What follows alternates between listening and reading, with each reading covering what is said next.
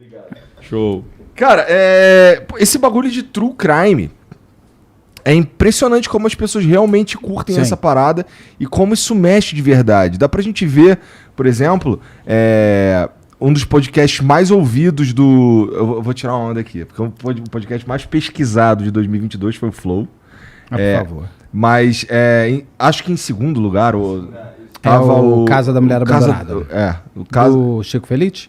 Exatamente. E tem também essas séries que saem na Netflix lá do Dahmer, Sim. não é? Que são muito, muito procurados e muito assistidos, muito acompanhados. Sim. As pessoas gostam de crime, sempre gostaram. Se você olhar, a gente estava até brincando lá embaixo, falando de Afanás Jazade. Afanás de O Jazade. nome do sapato branco e tudo mais. Sempre existiu. As pessoas sempre consumiram muito crime, desde de uma série de chips da vida, que eram séries policiais, Dama de Ferro e tal. O que eu acho, eu trabalho com isso desde 2009. Então eu venho antes quando o crime era... Todo mundo queria ver, mas era aquela coisa que dava um pouco de vergonha de ver. Uhum. Hoje eu acho que ele hypou. A gente está hypando. Acho que o próprio Brasil tá tirando o crime daqueles aqui agora, daqueles noticiários mais sangue, e trazendo para o seu prime time. Então as pessoas hoje não estão mais com vergonha de ver a Elise Matsunaga da Netflix, ou o caso Flor de Lis do Globoplay, agora porque você tem grandes produtoras produzindo muito bem no Brasil, grandes true crimes também, e eu acho que agora vai começar a ter as séries de ficção baseadas em true crime real. Porque eles são roteiros prontos, como... Teve aquele filme da Suzanne von Richthofen, eu não vi ainda, preciso ver, não vou nem me ater à crítica, porque teve gente que gostou, teve gente que não gostou, mas foi feito, isso é importante. Então eu acho que a gente vai começar a ter trazer daquele roteiro pronto para... você vai ver, só que é difícil, porque senão tem que saber fazer, senão ficar uma coisa meio...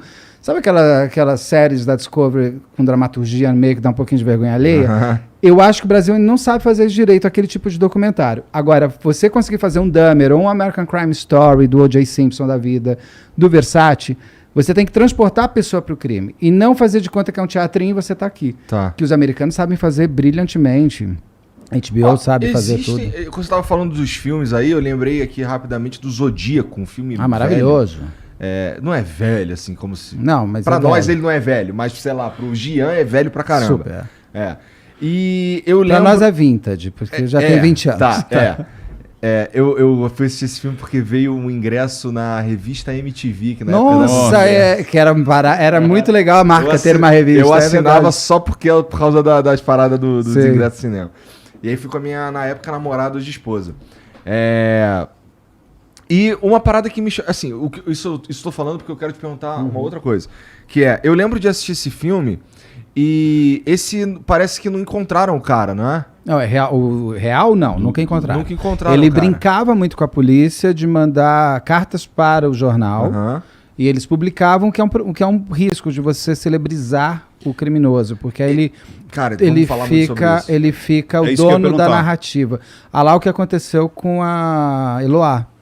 O menino aqui no Brasil, esqueci o nome do assassino? Do assassino, eu esqueci, mas a Eloá, ela foi sequestrada pelo namorado e ele tomou a posse de tudo, né? Ele falava com a Sônia Abrão por telefone, ele mandava acender a luz, ele mandava vir lasanha, ele mandou e desmandou. O autor, o criminoso, nunca pode mandar, porque ele vira celebridade, como o próprio sequestrador da filha do Silvio Santos. Sim. O governador do estado não pode encontrar um sequestrador. E aconteceu isso também, lembra quando a Simone estava dentro da rebelião? Que ela foi lá. E ela falava com o Gugu. Falava com o Gugu. Porque aí você celebriza e você transforma o crime num entretenimento. E quem está aqui vendo... isso não mesmo, Beto? Não, o crime real é um entretenimento depois, mas na hora que ele está acontecendo, jamais. Tá bom. E o próprio Zodíaco, ele brincava muito de mandar carta dizendo que ele ia fazer quem era o gato e rato. Me pega, quero ver se você consegue. Então, alguém vai morrer para você tentar ser pego. É muito sério, você vai matar uma pessoa. E se ele começa a gostar desse prazer de estar aqui sem ninguém saber que eu sou Zodíaco, mas eu sei quem eu sou, ele dominou a história. Tanto que nunca foi encontrado Zodíaco. O psicopata ele tem isso, né, Beto? A grande sacada do psicopata é quase ser descoberto. Ele quer que a obra dele seja descoberta. Eu já ouvi, assim, eu brinco que assim, eu devia ter feito psicologia, que é o que eu mais gosto, mas assim, desde 2010, 12 anos eu entrevisto Dr. Guido, doutora Rosângela Monteiro, Carlos, tudo mais. Então eu brinco que eu tenho pouco de conhecimento. Eu já fiz essa pergunta várias vezes. O psicopata gosta de brincar com o outro? O zodíaco gostou, não significa que todos gostarão. Sim. Tem psicopatas que não querem. O maníaco do parque não queria ser pego. Ele não está brincando com ninguém. É que ele foi descuidado. Que é o tal do mito, porque muitas vezes a pessoa acredita que o psicopata ele vai ser o inteligentão, É, como o zodíaco. sim. E na realidade tem o psicopata desorganizado, tem aquele que é Tem. todo limpinho, todo organizadinho. E realmente, ele deixava muitas brechas. Não porque ele queria, porque ele era Porque limitado. Intelectualmente ele era limitado. Então ele deixou. Não é porque assim, vamos ver se me pegam. Não é o Hannibal Lecter, que todo mundo adora, que eu amo também Silêncio dos Inocentes. Não tem essa intelectualidade. Não, Isso. ele simplesmente foi desleixado. Ele errou demais. Ele passou o cheque da mulher, que não podia. Ele dá o documento dele, ele dá o telefone dele. Porque o ato falho dele de dar. Ele rasga a identidade da menina e joga na privada onde e ele fica. trabalhava. E aí é o acaso que trabalha também um pouco na vida da gente. Então o maníaco do parque, em momento nenhum, ele quis brincar de gato e rato com Sim. ninguém. Ele não queria ser. Ninguém quer ir para a cadeia. Isso. Porque a cadeia não é gostoso para ninguém. Então, no caso do Zodíaco, ele não foi pego. Poderia ter sido? Poderia. Aí ele queria brincar de gato e rato. Mas, olha, eu já fiz 500 mil casos. Eu não vi ninguém brincando com a polícia no Brasil. Eu vi esses casos de celebrizarem o criminoso no momento do crime, Perfeito. que eu acho um risco. Não acho eu porque eu acho. Essa é uma análise que eu tenho hoje em função de todo mundo que eu já entrevistei na minha vida. Aham. De não faça, desde a polícia militar que cuida disso, a polícia civil, antissequestro, e psicólogos e psiquiatras, tudo. Não celebrize um bandido no ato do crime. Se tu celebriza, qual o risco que você corre? O risco que aconteceu, por exemplo, a gente colocou um governador do estado Aham. dentro de uma casa onde tinha um sequestrador. Você não pode, ele não pode mandar quem vai falar Isso com foi ele. do Silvio Santos, você tá Silvio falando. Santos, a filha do Silvio Santos. E da Eloá, a menina morreu. Ele mandava tanto que volta... Quem me contou foi o pessoal do antissequestro. Ele fica mais confiante.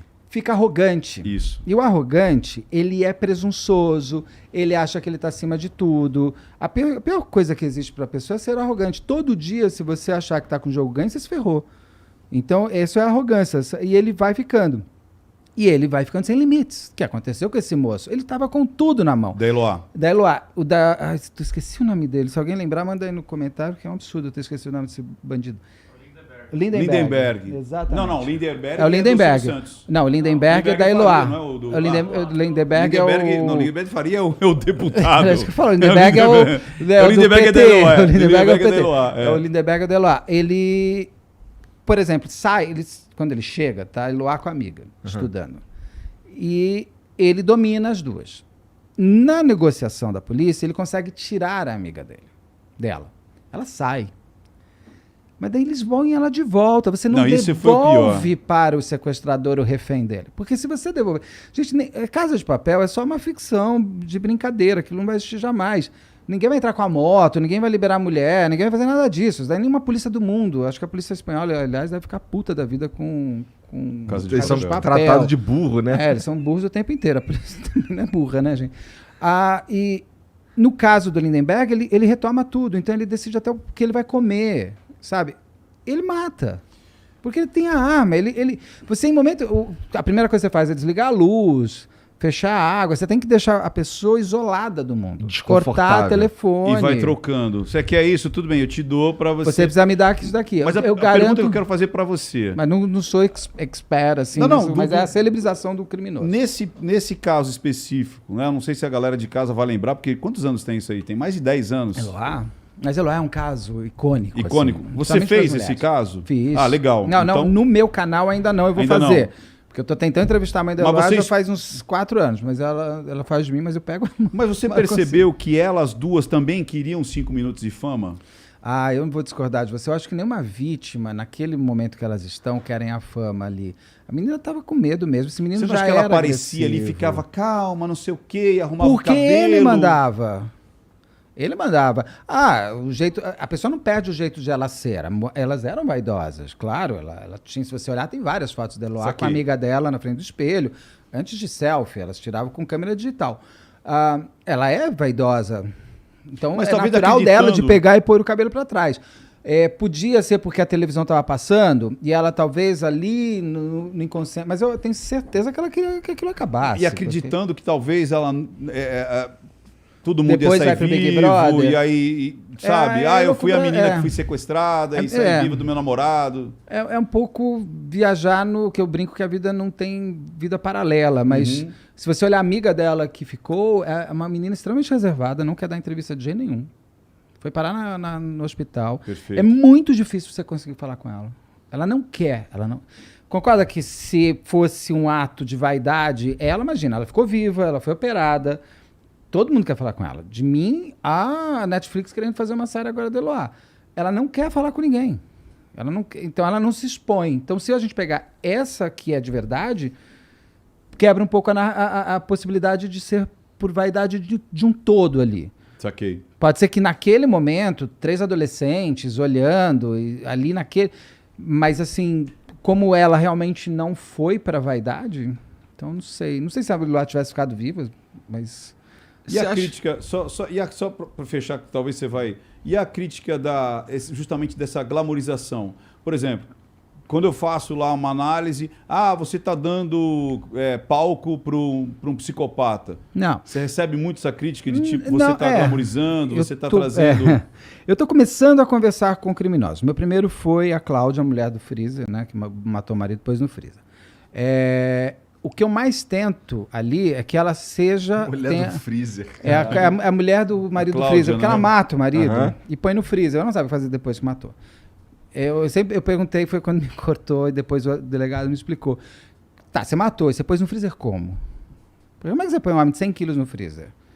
Porque 100 quilos, você pode pesar 100 quilos em pé. Quando você caiu e tá morto, você pesa 200. Que até você trazer, pôr a pé, não fazer blá, blá, blá. Então, assim, o delegado me contou, tá no canal para ver os detalhes.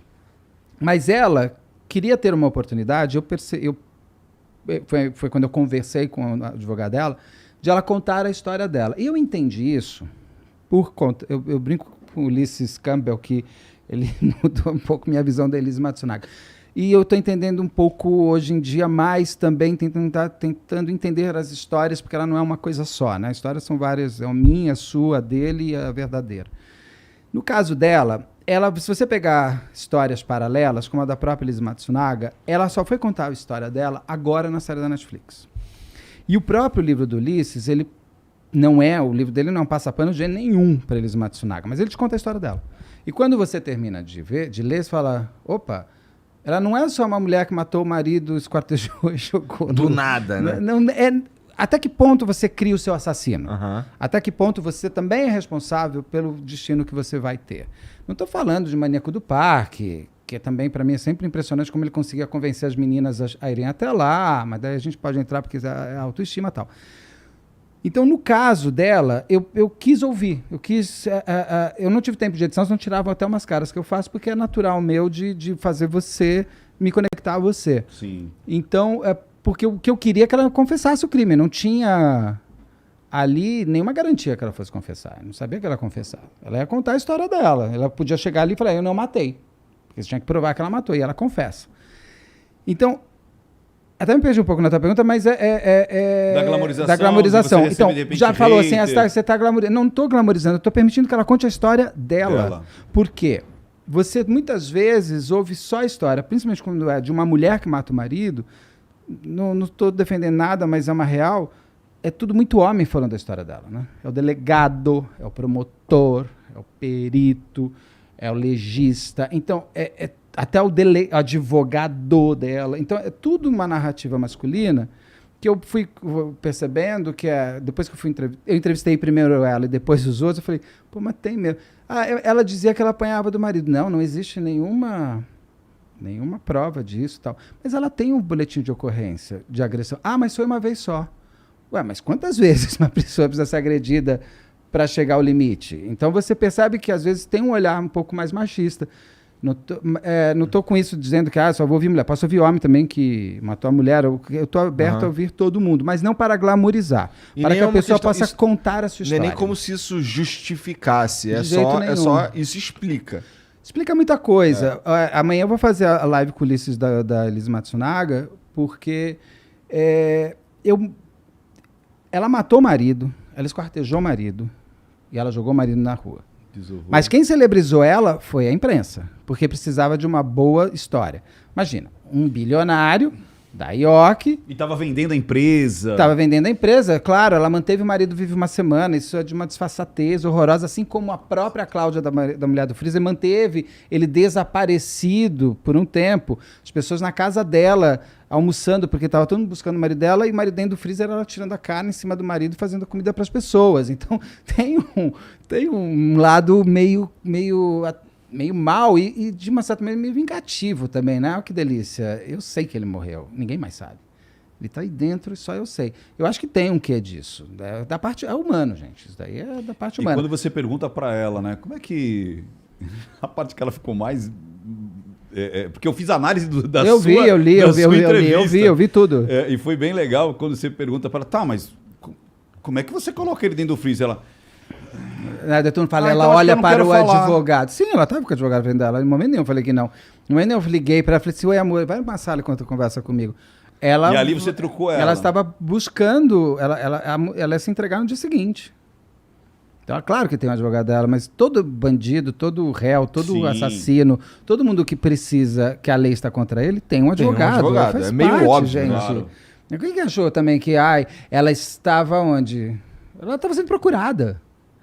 Você sabia onde ela estava? Eu não sabia onde ela estava. É o fundo preto, igual esse daqui. Podia ser... E eu peço, tenho até os WhatsApps, não me digam onde ela está. Porque eu não posso saber, eu não quero saber onde ela está. Ela é uma pessoa procurada. Então eu não posso nem saber se ela está no apartamento do lado do meu, está em Moema, onde ela está. Ela estava lá no sul.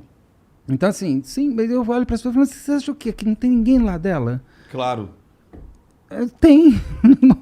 Onde que eu escondi que não tinha? Só o fato dela aceitar falar contigo, acho que ela teria mesmo alguém pra aconselhar, parece óbvio. Porque ela vai pra cadeia, gente. Qualquer coisa que ela falar ali pode aumentar ou diminuir a pena dela. Ninguém também ali, ela não estava organizada pelo advogado. Tanto que eu acho que alguma coisa, quando eu perguntei da dinâmica, que ela para e olha pra ele. Ali eles deviam ter combinado. Tá aí, corto, é óbvio. Não vou dizer o que aconteceu, tanto que eu falei, eu preciso de mais perguntas, não me faça isso. Eu preciso saber, não vai parecer que eu sou idiota, eu preciso fazer algumas perguntas. Aí ela pode não responder, pode falar, não quero falar, mas eu preciso perguntar. Daí dela vai me respondendo mais coisas. Mas o que eu achei interessante ali... Eles queriam acabar ali e ir embora? E não, desistir. porque foi uma entrevista longa, foi uma entrevista de 1h40, uma coisa assim, porque eu vou para ela lá atrás, na infância dela, eu faço... Minhas entrevistas são meio terapêuticas, eu pego meus anos de terapia com a minha terapeuta, que infelizmente morreu na Covid, e vou trazendo para o meu jeito de fazer, de ter conexão. Então é uma entrevista longa. Até chegar no assassinato, você já sabe onde ela nasceu, o que aconteceu, por onde ela passou. E cria você uma sabe a história conexão dela. com você também, né? Que é importantíssimo. É importante. Isso. E aí por Zoom, né? Que daí tem essa... mais difícil, porque você está numa tela, eu acho que eu estava no celular do cara. Entendi. Mais complicado ainda. Não é aqui. Aqui a conexão ela é mais fácil. É mais rápida pessoalmente. A conexão por Zoom é mais problemática. Você graças a Deus não caiu. Sabe? Você fica pensando na internet se cair agora. Eu moro em Genópolis, é difícil cair, mas às vezes cai. Você fala, não pode cair agora. Você fica na tensão, como é que tá? Há quanto tempo eu já estou conversando com ela? Será que isso daqui, quando subir no YouTube, vai dar conversão? As pessoas vão até esse momento, não vão? Que momento que eles vão cair? Então você está pensando também no produto que você está vendendo. Mas você fica nessa loucura, lógico, na hora que você está fazendo o tempo e do que você já vai postar e o que ela está falando, para onde eu vou a galera puxar. Até aquele ponto. Isso é do meu exercício de lojas americanas. Eu preciso fazer a pessoa converter o tempo inteiro. Então eu fico com o cronômetro quando eu estou entrevistando na minha frente. Os varejos são foda, cara. Eu aprendi bem. Só saí da Americanas porque foi pro Rio de Janeiro. Se não tivesse ido pro Rio, eu estaria lá até hoje. Eu adoro. Amo a loja Americanas.com. Então eu tenho o cronômetro na minha frente. Eu estou ouvindo o que você está falando. Patrocinar nós, Americanas. Não é? Americanas, na minha época, não patrocinava ninguém. A gente falava assim, tá, quanto você vai me pagar para ter minha marca?